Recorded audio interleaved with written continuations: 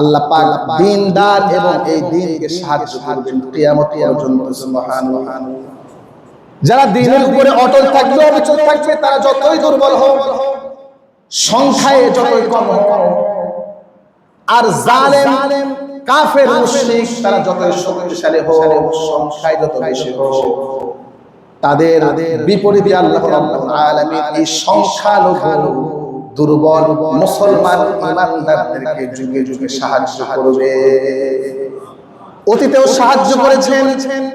নবী মুসা থেকে শুরু করে নবী মুহাম্মদ রাসূলুল্লাহ সাল্লাল্লাহু আলাইহি ওয়াসাল্লাম সকলকে সাহায্য করেছেন।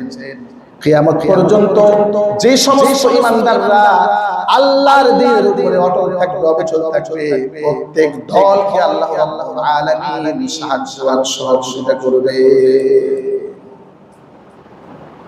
ফিরআউনের পাওয়ার কম ছিল না।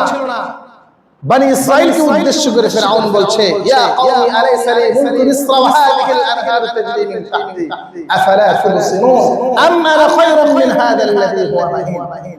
আমি উত্তম নাকি এই লাঞ্ছিত বঞ্চিত মুসা উত্তম? তোমরাই বোঝা গেল মুসা ছিল দুর্বল, মুসার দলবল ছিল দুর্বল, কিন্তু আল্লাহ রাব্বুল আলামিন মুসা এবং তার অনুসারীরা দ্বীনের উপরে অটল অবিচল থাকার কারণে তাদেরকে আল্লাহ পাক সাহায্য করেছেন। সুবহানাল্লাহ।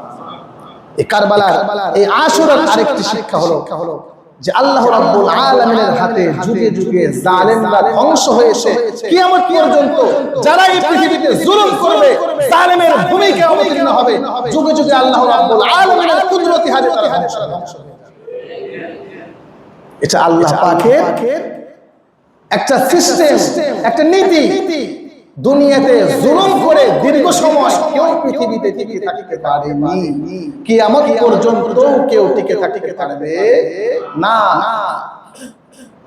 অসহনীয় পর্যায়ে যখন জুলুম পৌঁছে যাবে, অবর্ণনীয় অবস্থায় যখন পৌঁছে যাবে, তখন আল্লাহ রাব্বুল আলামিন কিভাবে ধ্বংস করবেন এটা আল্লাহ পাক ছাড়া কেউ জানে।